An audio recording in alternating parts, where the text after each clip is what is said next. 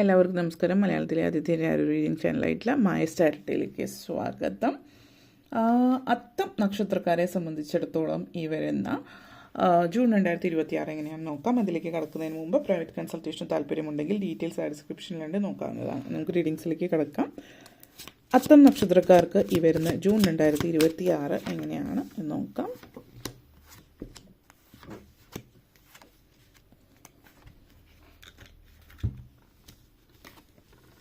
ഷേമൻ energy, strength card. Next വന്നിട്ട് traveller energy, 10 of Acorns and Page of Feathers. Last വന്നിട്ട് justice energy. Strong മെസ്സേജാണ് നിങ്ങളെ സംബന്ധിച്ചിടത്തോളം. ഈ ഒരു മാസം വളരെയധികം first shaman energy and page of feathers energy situations ആണ്. അപ്പോൾ ഈ ഒരു സിറ്റുവേഷൻ പറയുകയാണെങ്കിൽ വളരെയധികം നിങ്ങൾ ജീവിതത്തോടുള്ള നിങ്ങളുടെ കാഴ്ചപ്പാട് തന്നെ മാറുകയാണ്. ഈ ഒരു മാസത്തിൽ മാത്രമായിരിക്കില്ല, ചിലപ്പോൾ മുന്നോട്ടേക്ക് വരുന്ന മാസങ്ങളിൽ അങ്ങനെയാവാം. കാരണം നിങ്ങൾ പൊതുവേ വളരെ കരിയർ ഓറിയൻറ്റഡ് ആയിരിക്കും. അല്ലെങ്കിൽ അതായത് എപ്പോഴും കരിയർ ഓറിയൻറ്റഡ് എന്നതിനേക്കാൾ കരിയർ മാത്രം എന്നുള്ളൊരു ചിന്തയായിരിക്കാം. ചിലപ്പോൾ ഫാമിലി ലൈഫ്, പേഴ്സണൽ ലൈഫ് അതിലൊന്നും വലിയ ശ്രദ്ധ കൊടുക്കുന്ന ഒരാളായിരിക്കില്ല.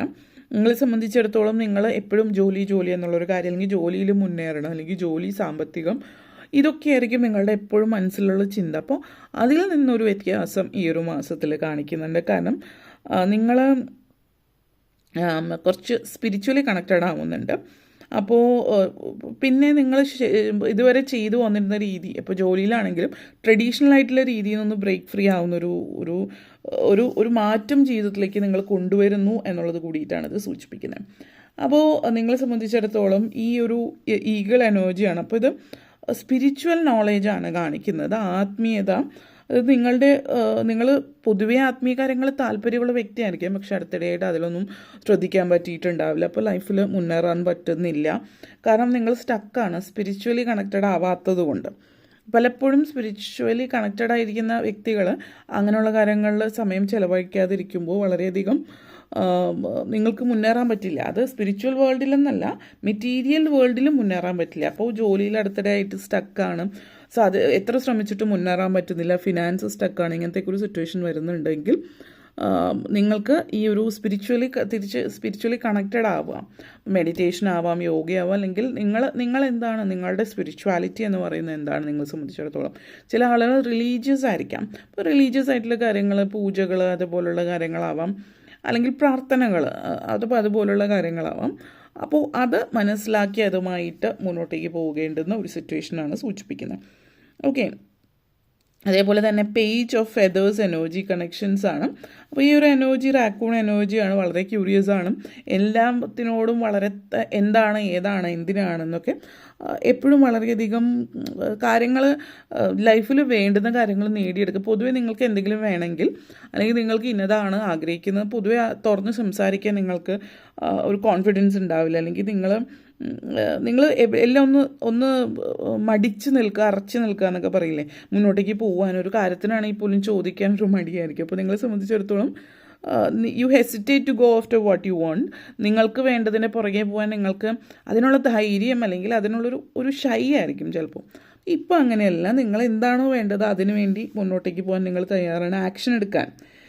പുതിയ ഫ്രഷ് കൺസെപ്റ്റൊക്കെ നിങ്ങളുടെ ഉള്ളിൽ വരുന്നുണ്ട്. അപ്പോൾ അതിനനുസരിച്ചിട്ട് നിങ്ങൾ പ്രവർത്തിക്കുന്നു എന്നുള്ളത് കൂടിയിട്ട് സൂചിപ്പിക്കുന്നുണ്ട്. പിന്നെ ചില ആളുകൾ ഇച്ചിരി ക്യൂരിയോസിറ്റി കൂടുതലായിരിക്കും. അപ്പോൾ ക്വസ്റ്റ്യൻ എവറിത്തിങ് ആൻഡ് എനിത്തിങ്, ചുറ്റുമുള്ള എല്ലാത്തിനും എന്തിനേയും ചോദ്യം ചെയ്യുന്നൊരു രീതിയാണ്. അപ്പോൾ അതുകൊണ്ട് തന്നെ വിദ്യാർത്ഥികളെ സംബന്ധിച്ചിടത്തോളം ഇത് വളരെ നല്ല സമയമാണ്. കാരണം എല്ലാത്തിനോടും ക്യൂരിയോസിറ്റിയാണ്, എന്തിനും ഏതിനും എന്താണ്, അതെന്താ ഇങ്ങനെ, ഇതെന്താ ഇങ്ങനെ എന്ന് അറിയാൻ താല്പര്യമായിരിക്കും. അത് പഠിത്ത കാര്യത്തിലാവുമ്പോൾ കൂടുതൽ നല്ലത്. പിന്നെ റിസർച്ച് ഫീൽഡിലൊക്കെ ഉള്ളവർക്കാണെങ്കിൽ അതുകൊണ്ട് തന്നെ ഈ ഒരു സമയം വളരെ നല്ലതാണ്. എല്ലാത്തിനോടും ഒരു ക്യൂരിയോസിറ്റി കൂടുതലുള്ള സമയം. വെറുതെ ജഡ്ജ് ചെയ്യുന്നൊരു സ്വഭാവം ഈ സമയത്ത് ഉണ്ടാവില്ല. ഒരാളെ കണ്ടിട്ട്, അല്ലെങ്കിൽ എല്ലാത്തിനും പ്രൂഫ്, അല്ലെങ്കിൽ ഫാക്ട്സ് വേണം, എന്നാൽ മാത്രമേ അത് ഉറപ്പിക്കുകയുള്ളൂ. അല്ലെങ്കിൽ വെറുതെ അങ്ങനെ പറയുന്നൊരു രീതിയില്ല. പിന്നെ ചെറിയ കുട്ടികളൊക്കെ ഉള്ളവരാണെങ്കിൽ പ്രത്യേകം ശ്രദ്ധിക്കുക. കാരണം ഇച്ചിരി എന്താ പറയില്ലേ, ക്യൂരിയോസിറ്റി കൂടുതലുള്ളൊരു സമയമാണ്, ആകാംക്ഷ. അതുകൊണ്ട് തന്നെ എല്ലാത്തിലും പോയിട്ട് തലയിടുന്ന ഇടാകൂടങ്ങളിലൊക്കെ ആ ഒരു രീതിയാണ്. അപ്പോൾ ചെറിയ കുട്ടികളൊക്കെ ഉള്ളവരാണെങ്കിൽ പ്രത്യേകിച്ച് പോയിട്ട് എന്താണ്, എന്തിനാണ്, എവിടെയാണെന്നൊക്കെ ഒന്ന് ശ്രദ്ധിക്കുക. പ്രത്യേകം എപ്പോഴും ഒരു കണ്ണ് വേണം എന്നുള്ളത്. അല്ലെങ്കിൽ വലിയ പ്രശ്നങ്ങളൊന്നുമല്ല, എന്തെങ്കിലുമൊക്കെ ആയിട്ട് ചെറിയ ചെറിയ രീതിയിലൊക്കെ ചെയ്ത് വയ്ക്കും, പിന്നെ അതിൻ്റെ പുറകെ നടക്കേണ്ടി വരുന്ന രീതി. സ്ട്രെങ്ത് കാർഡും 10 ഓഫ് അക്കൗണ്ട്സ് എനർജി കൂടിയാണ് പിന്നീട് സൂചിപ്പിക്കുന്നത്. അപ്പോൾ ഇവിടെ പറയാനുള്ള മറ്റൊരു കാര്യം എന്ന് വെച്ചാൽ, നിങ്ങളെ സംബന്ധിച്ചിടത്തോളം നിങ്ങളുടെ ഉള്ളിലുള്ള സെൽഫ് ഡൗട്ട് മാറിക്കിട്ടുന്നുണ്ട്. ഇപ്പോൾ പലരെ സംബന്ധിച്ച് വിവാഹം സാധ്യത സൂചിപ്പിക്കുന്നുണ്ട് ചില ആളുകളിൽ. കാരണം ഇത് സൂചിപ്പിക്കുന്നത് പ്രണയം, സ്നേഹമാണ്, സ്ട്രെങ്ത് ഓഫ് ലവ് ആണ് ഇവിടെ സൂചിപ്പിക്കുന്നത്. അപ്പോൾ ഒരു ഫെയ്ത്തും സൂചിപ്പിക്കുന്നുണ്ട്. അപ്പോൾ വിവാഹ ബന്ധങ്ങൾ, പ്രണയം, അതുപോലുള്ള കാര്യങ്ങൾ, പിന്നെ അങ്ങനെയുള്ള കാര്യങ്ങൾക്ക് ലൈഫിൽ സാധ്യതകൾ തെളിയിക്കുന്ന സെൽഫ് കൺട്രോൾ വളരെ കൂടുതലായിരിക്കും ഈ ഒരു സമയം എന്ന് പറഞ്ഞാൽ. സ്വയം കൺട്രോൾ ചെയ്യാനായിട്ട് പറ്റുന്ന, പിന്നെ പ്രത്യേകിച്ച് മെഡിറ്റേഷൻ ചെയ്യുന്നവർ അല്ലെങ്കിൽ സ്പിരിച്വലി കണക്റ്റഡ് ആയിരിക്കുന്നത് കൂടുതൽ ഏതൊരു സിറ്റുവേഷനും ഏതൊരു ചാലഞ്ചസിനെ വളരെ കാമായിട്ട് പെട്ടെന്ന് സിറ്റുവേഷൻ വന്നാൽ സ്ട്രെസ് അടിക്കാതെയോ ദേഷ്യം പിടിക്കാതെയോ ഒക്കെ വളരെ കാമായിട്ട് നിന്നിട്ട് കാര്യത്തെ നോക്കിക്കാണുന്ന ഒരു സിറ്റുവേഷനാണ്. അപ്പോൾ reconnect with your will power എന്നുള്ളതാണ്. അപ്പോൾ ആ ഒരു സെൽഫ് ഡൗട്ട് കാര്യങ്ങളൊക്കെ മാറി നിങ്ങളുടെ ഇന്നർ സ്ട്രെങ്ത് വളരെയധികം സ്ട്രോങ് ആയിട്ട് നിൽക്കുന്ന ഒരു സിറ്റുവേഷൻ എന്ന് തന്നെ പറയാം. അപ്പോൾ ആ ഒരു എനർജി, പിന്നെ ഡോങ്കി എനർജിയാണ് 10 ഓഫ് ഈക്കോൺസ് എനർജി. അപ്പോൾ ഈ ഒരു എനർജി നിങ്ങളെ സംബന്ധിച്ചിടത്തോളം പറയുകയാണെങ്കിൽ ആവശ്യത്തിൽ കവിഞ്ഞ ഉത്തരവാദിത്തം ഏറ്റെടുക്കുന്ന സ്വഭാവം ഉണ്ടെങ്കിൽ അത് മാറ്റിവെക്കാം. ഇത് പ്രത്യേകിച്ച് നിങ്ങളെ സംബന്ധിച്ചിടത്തോളം നിങ്ങളുടെ ഉത്തരവാദിത്തമല്ല ശരിക്കും ഇവിടെ കാണുന്നത്.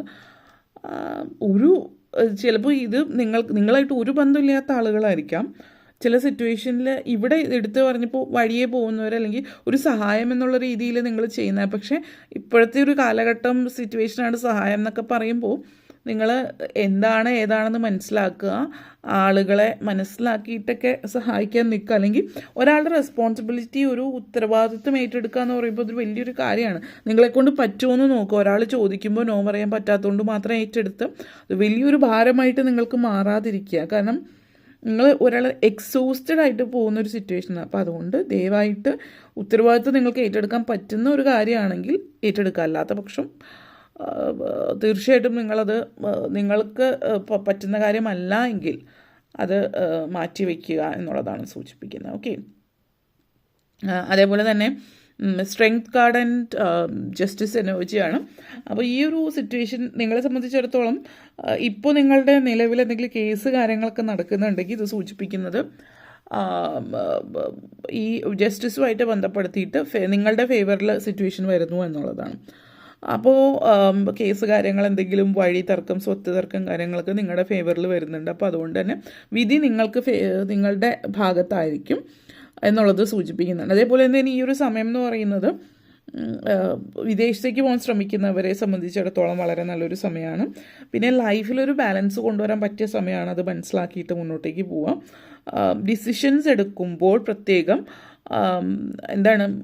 ബയാസ്ഡ്, അതായത് ചില സമയങ്ങളിൽ നമ്മൾ മറ്റൊരാൾക്ക് അടിമപ്പെട്ട്, അതായത് നിങ്ങളുടെ കടമയാണ്, കർത്തവ്യമാണെന്നൊക്കെ വിചാരിച്ചിട്ട് മറ്റുള്ളവരോടുള്ള കടമ കൊണ്ടിട്ട് നിങ്ങളുടെ ലൈഫ് തീരെഴുതി കൊടുക്കുന്ന ചില സിറ്റുവേഷൻസൊക്കെ നമ്മൾ ചില സിനിമകളിലൊക്കെ കാണുന്ന പോലെ, ഇപ്പോൾ പാരൻസ് പറഞ്ഞുകൊണ്ട് മാത്രം ഇന്നാൾ വിവാഹം കഴിക്കുക, അല്ലെങ്കിൽ നിങ്ങൾക്ക് ആ വ്യക്തി നിങ്ങളെ സഹായിച്ചു ഒരു കാലത്ത്, അതുകൊണ്ട് ആ വ്യക്തിയുടെ മക്കളെ അല്ലെങ്കിൽ കല്യാണം കഴിക്കുക, അങ്ങനത്തെയൊക്കെ ഒരു സിറ്റുവേഷൻ പോലെ.